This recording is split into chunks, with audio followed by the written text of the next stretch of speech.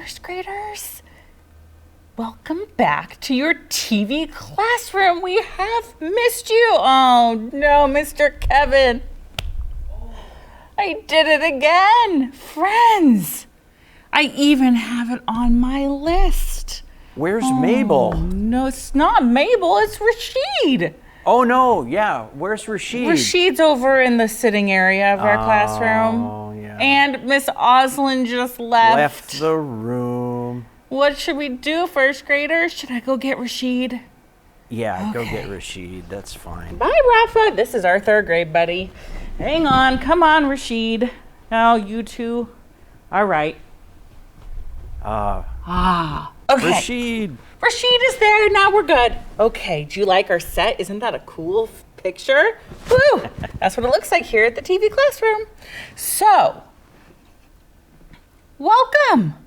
We have missed you. I hope you had a restful break. I hope you got to do a lot of playing and maybe some cooking. Before we begin our learning today, let's check in with our zone because it can be really hard to come back from break and get our brains ready for learning again. How's your body feeling? How's your brain feeling? And how are your emotions feeling? Take a second and think. And then share with your learning buddy or with someone at your house. Rashid, I'm green today. I'm feeling ready to teach. My emotions feeling really happy because I had a really great time over my break and I got a lot of things done and I organized my house and my brain feels so much better with everything organized. So I'm in the green zone today. If you're not in the green zone today, that is just fine. Your feelings are just fine. But it's important that when we're getting ready to learn, that we try to get as close to the green zone as we can. So if you're feeling a little distracted or like you don't want to be learning today, you need to do some of our steps to get back to the green zone. So if you need to do that, go ahead and do that now while we're doing our Make It Monday number talk. All right. Let's get thinking, first graders.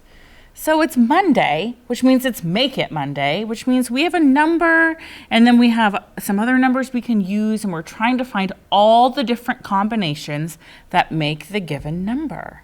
So let's take a look.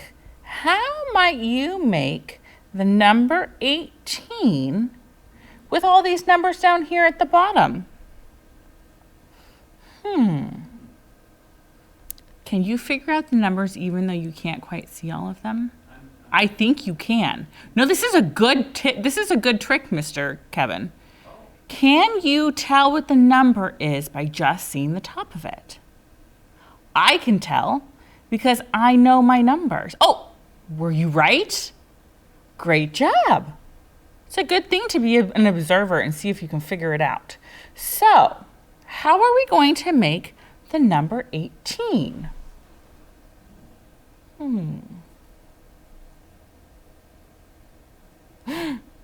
Rafa, over there in the sitting area. That was a really great one. Rafa chimed in. 9 plus 9 equals 18. Thank you, Rafa. My finger is sticking to the screen today.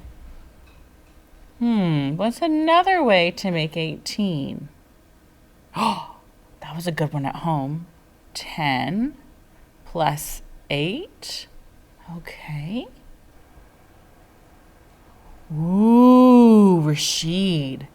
2 plus 8 plus 8. Ooh-wee. 6 plus 6 plus 7. Huh? If you can think of another way, feel free to send it to me in the mail or in the email.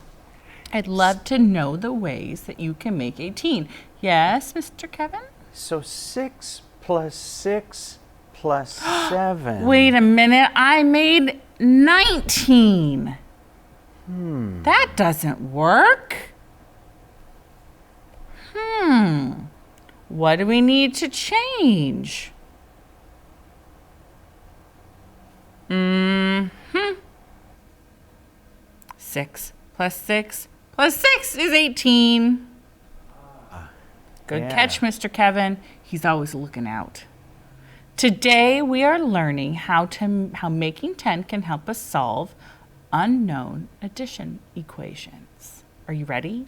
Now I want you to pretend that you get to go on a school bus. I know we haven't been on school buses for a while, but I want you to try and think back to last year if you ever got to go on a school bus. Or you might see a school bus driving around your neighborhood. Have you seen one? Okay. Before we do that though, we need to know 11 is made of 10 and? Yes, 1. 13 is made of 10 and? Very good, 3. 15 is made of 10 and? 5. A 10 and 5. 18 is made of a 10 and 8. 16 is made of a 10 and 6. Oh, we're ready. Look, it's a school bus. We're going to do problems with students on the bus. Sometimes kids are going to get on the bus. Sometimes kids are going to get off the bus. And we're going to figure out the problem. So it says 9 children are on the bus. Well, Mr. Kevin, can we bring up the whiteboard? Certainly. So we're going to pretend this tens frame is our school bus. Ta-da! 9 children are on the bus. So how many counters should we put in our tens frame? Make sure you build with your counters too. If there's 9, how many should we put in? 9, okay. 1. Wait, do I need to count it? I don't, Rashid? It's a tens frame, so I just fill them all in, except for one of them, and I'll have 9. Isn't that so fantastic? It makes it much faster. 9 children are on the bus. 4 more children get on. And we're trying to figure out how many children are on the bus. So there's 9 children on the bus. Did you see what that just did? Whew, that was interesting. It looks like a unicorn head. It did. 9 children are on the bus. If 4 more get on, am I going to put more counters on or take counters off? When I'm putting together, what am I doing? Am I adding or subtracting? I'm adding. How many am I going to add to the bus? You do it with me. I have 9. How many am I going to add? 4 of them. 1, 2, 3, 4. Okay, 9 plus 4. Can you write that equation on your board? 9 plus 4 equals... We don't know yet. Rashid, what was that? Oh, you see a 10. Do you see a 10? I see a 10. My tens frame is filled in. I have a 10 and 3. 10 and 3 makes 13. How many children are on the bus? 13 children. It's important we use the label because if I say 13, I don't give you a label, I might be talking about nose hairs. 13 nose hairs are on the bus. No, that doesn't make sense. Okay, 13 gummy bears are on the bus. No, that wasn't right either. So I have to put a label. 13 children are on the bus. Does that make sense? How many children are on the bus? Don't just say 13. How many children are on the bus? 13 children. Very good. Okay. Reset. Take all your counters off. And we're going to use our own little bus we've made here because that other bus is small. So, 9 children are on the bus. 5 more children get on the bus. How many children are on the bus? What are we trying to figure out? Yep, how many children are on? Technology, my friends. Whoops. we're trying to figure out how many children are on the bus. Well, what information do we know? We know that there are 9 children on the bus, and we know 5 more children get on. Okay, 9 children. How are we going to model that? What should we do? Do it. Do I need to count it? Nope, because with a tens frame, if I have 9, I just have 1 empty box. So there's my 9 children. Okay, 9 children. Ooh, I'm going to do this down here so you can see up there.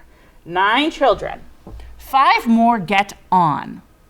Am I going to put them together, or am I going to take some off?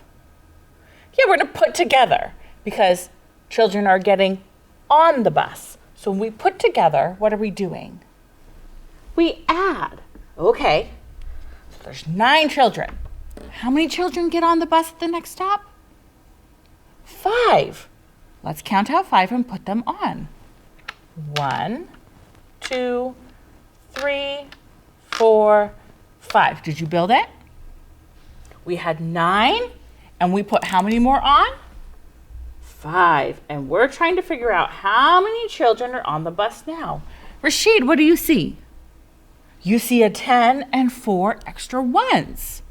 9 and 5 is the same as 10 and, what do we build? 10 and 4, that color's not showing up, 4 more. So how many children are on the bus, first graders? 10 and 4 is 14. 14 what? 14 children are on the bus. Kiss your brains. Okay, reset. Okay, here we go. That's a pretty nifty trick, isn't it? Okay, so now we have 9 children on the bus. I'm not going to build yet. We got to go through the whole problem. 7 more children get on the bus. How many children are on the bus now? What are we trying to solve? What are we answering? How many children are on the bus now? What do we know? We know that 9 children are on the bus, and we know that 7 more get on. Okay, let's build the first thing we know. 9 children are on the bus. Ready? Build it. All but 1 square. And we're going to write that down. We have 9 children on the bus. And what happens in our story? 7 get on. If I'm putting 7 more on, am I putting together or am I taking apart? I'm putting together. And when I put together, that means to add. Very good. How many children get on the bus at the next stop? 7. Let's count it out and add it with our counters. 1, 2, 3, 4, 5, 6, 7. 9 plus, how many did we add on? 7 equals, what do you see, Rashid? Rashid says, I see 10 and 6 more. What is 10 and 6 ones, first graders? It's 16. 16 children get on the bus. Or are on the bus now. 16 had to get on because there's 16 on the bus, right? Yes. Okay. Here's your assignment for today. This was a quick problem because we're just introducing this idea. You'll see that you're going to do a make 10, just like we did 9 and 1 made 10, and then the extras. You're going to practice some of these problems. You're going to solve a school bus problem. And then that's the end of your assignment. All right? Okay. So, let's see. There I am. Okay. So, your learning check for today. Did we use 10 to help us solve unknown addition equations? We did. Did we build a model? Did we find the making the 10? Did we add the extra ones? And did we find a solution? Kiss your brain, first graders. What a great first day back from break. Now, it's time for your break between reading and math. While you're on your break, make sure to grab your learning buddy, okay? All right, it was great to be back with you today. Have a great time with Miss Oslin, and I will see you tomorrow. Bye.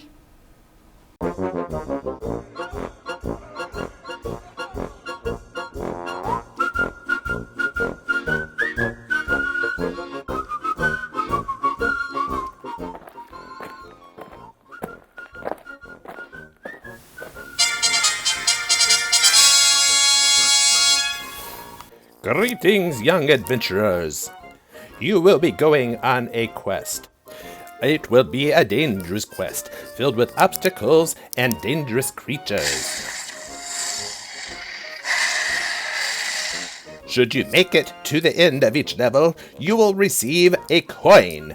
Find all 4 coins, and you will be crowned the champion and receive this prize. Good luck, young adventurers. Well, time for my nap. Good day, young adventurers, and good luck.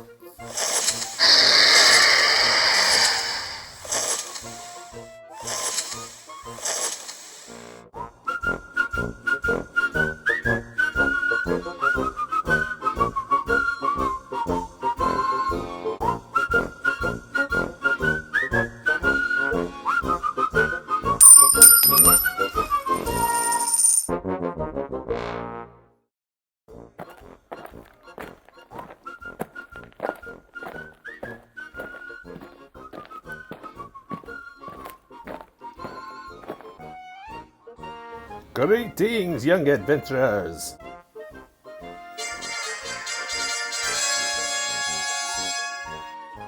Congratulations on collecting all 4 coins. Well done! By completing this quest, you will now receive your prize!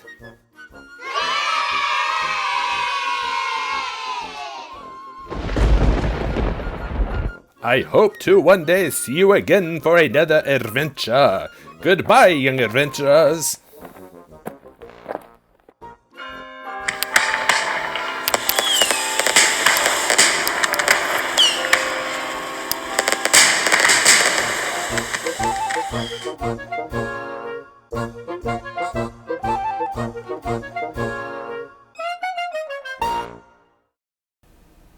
Hi, first graders. Welcome back from your break after Mrs. Wally, and welcome back from winter break. I missed you terribly.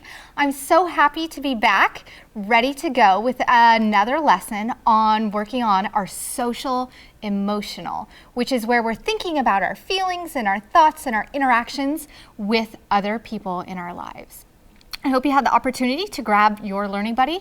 I have Rashid and Mabel, and we'll talk more about that in a moment, but let's get started.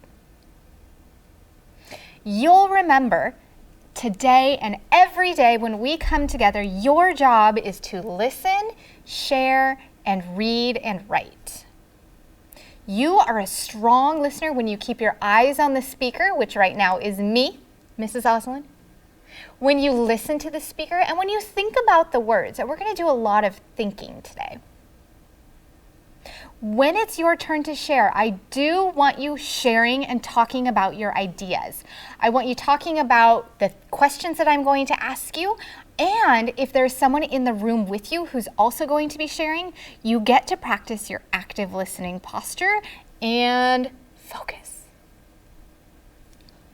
Today, we are learning to identify, which means name situations where an apology would help resolve a conflict, an apology. So I want you to think of an example of an apology that you have used with a friend or family member, and think about what was the situation and what did your apology sound like. So think of a time when you have used an apology with a friend or a family member. Why did you apologize? And what did it sound like? Take some think time.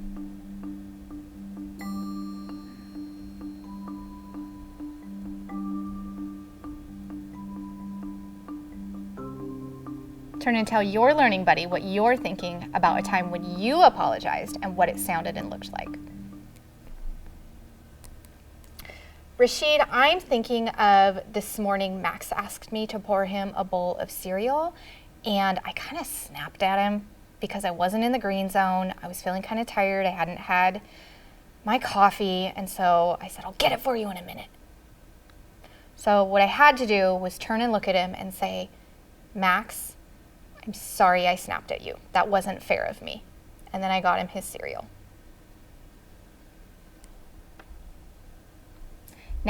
keep in mind a time when you have used apology to solve a conflict and what that might have looked or sounded like. And then today, your independent work is you're going to draw and write about the time you used an apology to solve a conflict. Now, I want to tell you this morning, a story about this morning. So it's Monday, I'm coming back from break, I'm tired, I'm used to sleeping in, I had to set my alarm, it was a whole thing. And I came to the doors here at our TV classroom, and Mr. Kevin was behind me, and I didn't even see him. I didn't know he was there. And I just rushed through the door and let the door close behind me, and it hit his arm. What should I do to solve this conflict with my friend, Mr. Kevin?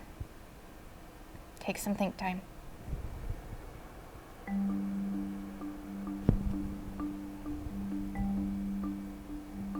I should probably apologize.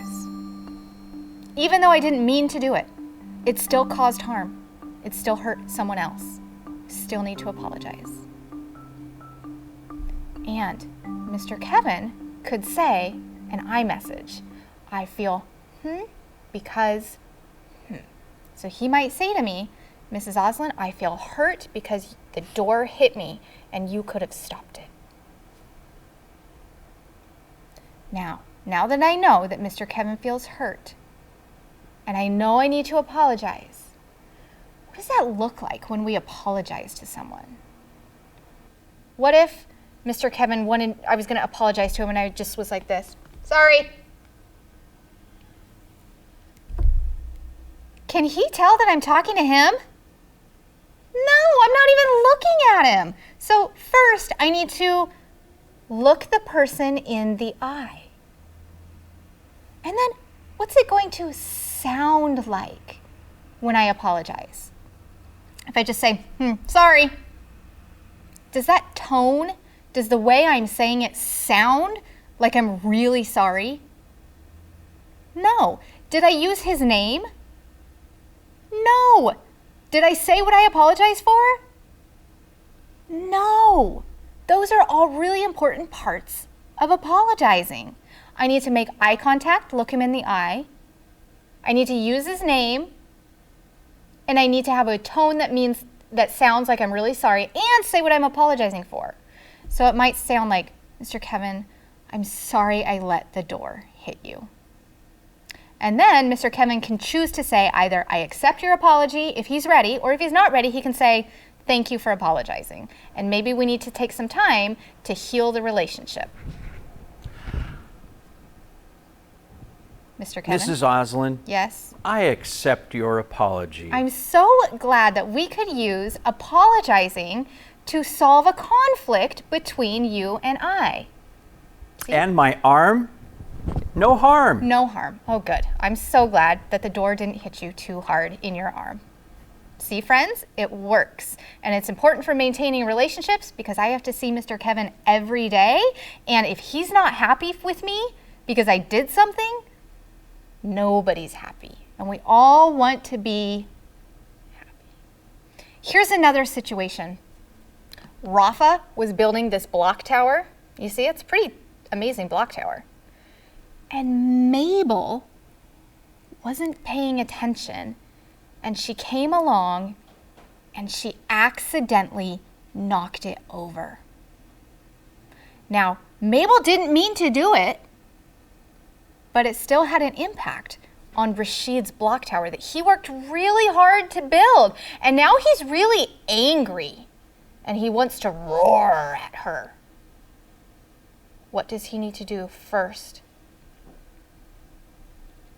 He needs to stop and think before he says or does anything, especially if he's really angry. Then he needs to go through the stop and stay cool steps, which are, we first say, I feel like I'm losing control. Practice this with me because it's been a while since we've practiced together. Second, you stop. You give yourself a chili hug. And then you practice breathing in and out for 5. So we've been practice inhaling for 5 and then exhaling for 5. Today, let's practice taking 5 complete breaths. Here we go.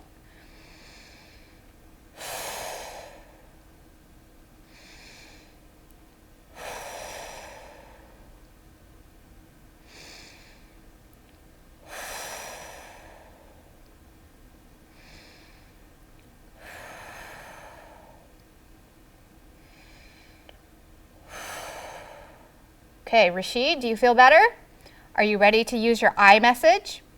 You'll remember your I message sounds like I feel because And make sure, Mabel and Rashid, make sure you look at each other while you do this.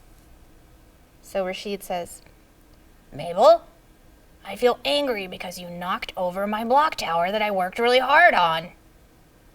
And Mabel says, Rashid, you feel angry because I knocked over your block tower that you worked really hard on.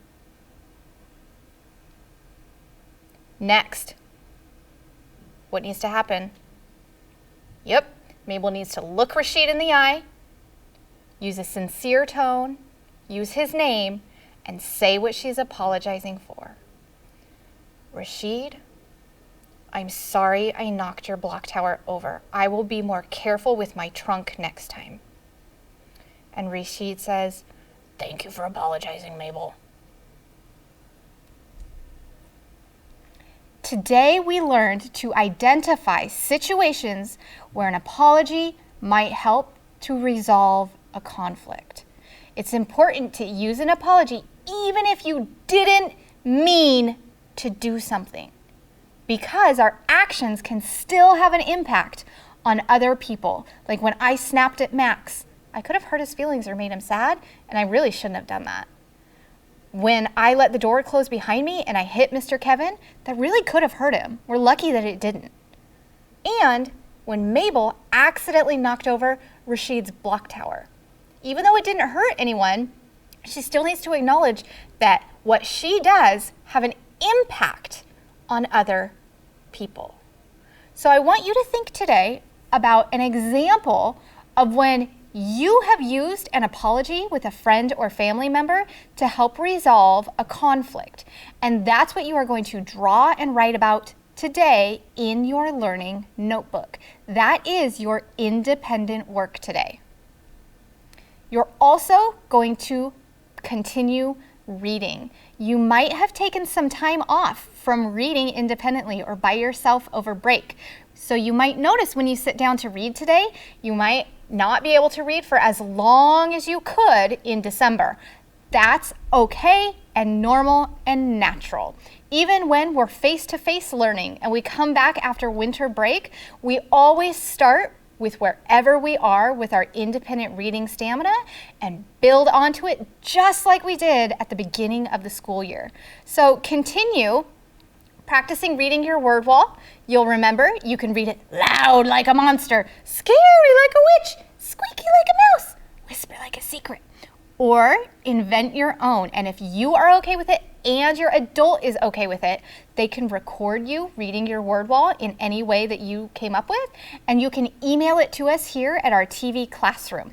And we'll share it if you're okay with it. We'll share it with the other first graders here in Tacoma.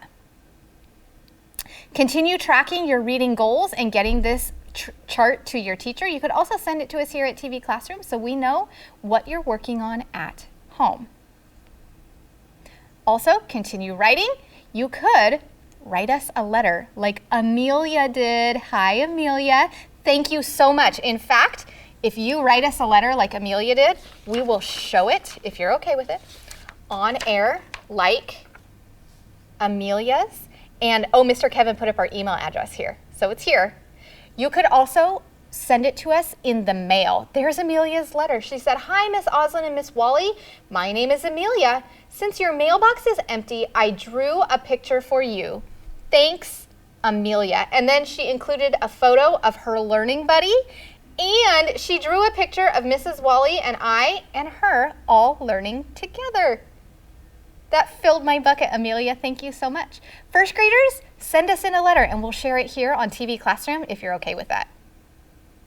Now, our reminders and upcoming special guests. Yes, you'll remember here at TV Classroom, on Wednesdays we have special guests from our community come in and tell us their story, who they are, they read us a story. And this week, Wednesday, January 6th, we're going to have Quabi and Simon from the Peace Bus, and they're going to bring a guitar and sing and tell stories all about peace and friendship. Next Wednesday, January 13th, we're going to have our newly elected Washington State Senator, Tawana Nobles, here. She's going to tell her story about growing up, and she is going to bring a beautiful book all about positive affirmations that she will read to us, and I'm so very excited for that. Also on Wednesdays, I want to remind you or tell you that starting now in January, on Wednesdays, we'll have our special guest, and we're going to have art lessons with Miss Teresa. She works here in Tacoma, and she's a very talented artist, and we get to learn and grow stronger as artists with her. So I'm so very excited. So make sure that you tune in on Wednesday for our first art lesson with Miss Teresa. Now, your affirmation today is, I am worthy. And I learned this from the book that Tawana Noble shared with us. I am worthy. I am worthy of love. I am worthy of friendship. I am worthy of kindness. So let's practice saying that all together. I am worthy. Thank you so much for taking the time to think and speak with me today. I can't wait to see you back here in our TV classroom tomorrow. Bye.